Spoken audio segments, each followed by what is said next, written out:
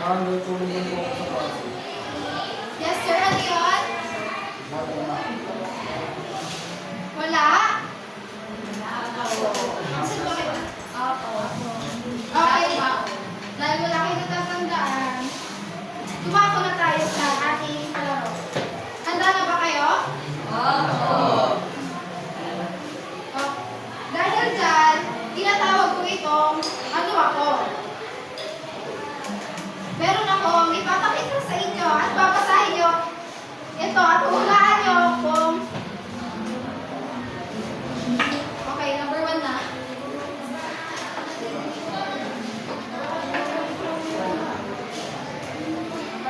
Oo, babasahin. Ako ay matatagpuan sa ilalim ng lupa. Ginagamit ako sa paggawa ng alahas. Ano ako? Hindi mo alam. Anyone? Sino nakakaalam?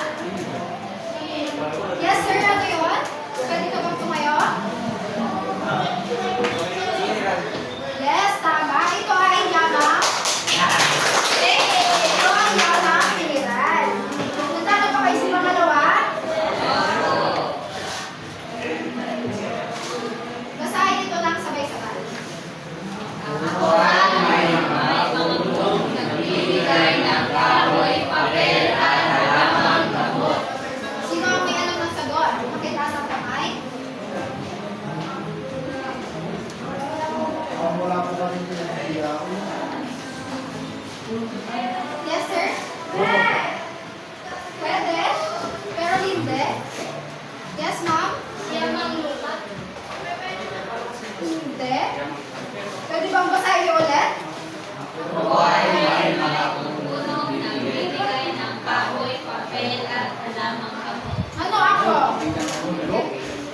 Yeah, ma'am? Wala? Ito ay yamang gubat. Naiintindihan ba? Mako na tayo sa pangatlo. Basahin lang sabay-sabay. Aking mo nakikita ang mga balayan at iman ng libo. Anak. Ano ako? Sa tingin niyo, anong sagot? Yes, ma'am. Ano yun? Yamang lupa ka. Tama. Ito ay yamang. Last na.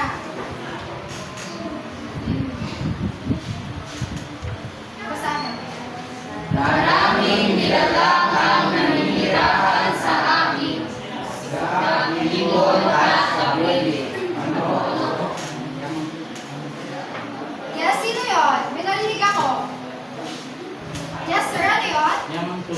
Tama. Ito ay yamang. Dahil dyan, ang ating nilaro ay may kinalaman sa ating tatalakayin sa araw na ito. May ideya na ba kayo kung ano ang ating tatalakayin sa araw na ito? Wala po. Wala? Opo.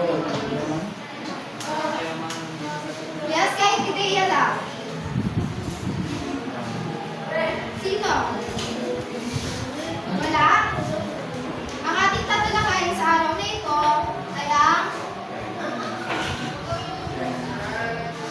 ay ang mga likas na yaman ng Asya. Handa na ba kayo? Ngayon, bago tayo magsimula, nais ko muna ninyo basahin ang ating layunin sa araw na ito. Basahin ito lang sabay-sabay. Tutukoy at nailalaban ang bawat gawin ng likas na yaman sa Asya.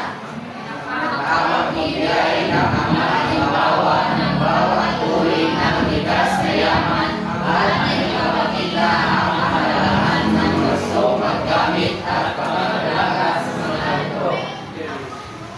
Salamat. Handa na ba kayo?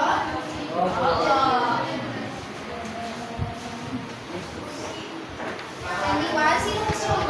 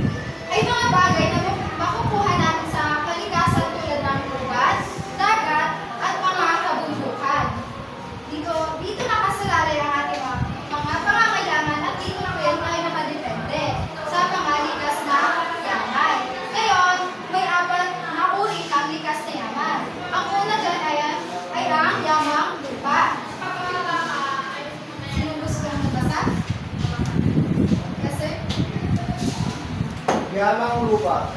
Tumutukoy sa mga anyong lupa na pinagmumulan ng pagkain at iba pang materyales. Thank you. Ang yamang lupa ay dito tayo nagtatanim ng palay, mais, gulay, prutas. At ang pangalawa naman ay ang yamang tubig. Sino gusto magbasa? Yamang tubig, binubuo ng mga ilog, lawa, dagat at karagatan na pinakukunan ng mga pagkain at kabuhayan. Sa iyong pagkakaintindi, ipaliwanag ko. Sa yamang tubig po dito po, ito po yung pinakukuhanan po natin ng mga pangangailangan natin tulad na lamang ng mga hipon, alimango at mga pabili. Sa yamang tubig, dito natin makukuha ang pagkain, halimbawa, isda, hipon, alimango, kabibe, at perlas. Tumako na tayo sa ikatlo, ang yamang lugar. Yamang bukat, nagpumalasa ng kubatan tulad ng mga puno, halaman, at hayop na naroroon.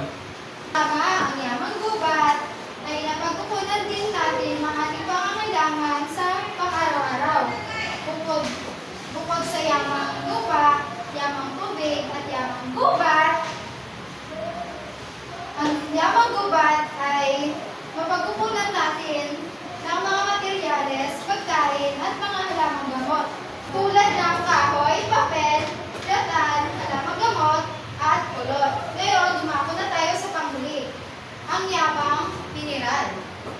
Yamang mineral ang likas na yaman galing sa ilalim ng lupa na ginagamit sa industriya at kalakalan, halimbawa, ginto, pilak, karbon, kalso, at eggs.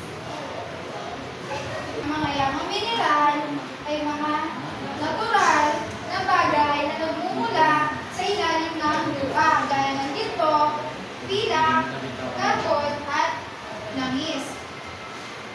Ma'am, sa yamang mineral po ba nandun din makukuha yung gasolina? Yes po. At ito mga likas na yaman ng Asya. Naiintindihan ba ang aralin sa araw na ito? Dahil dyan, bibigyan ko kayo ng maikling pagsusupit.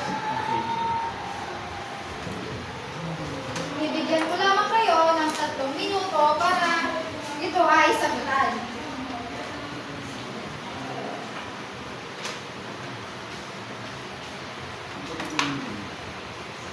Tapos na ba? Hindi pa po.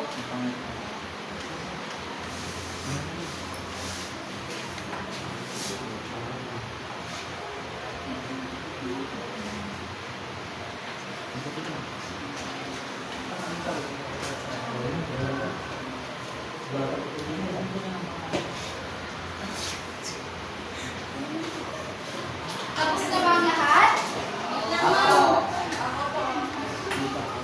Maaari ba ang pakipasa ng mga ito paharap?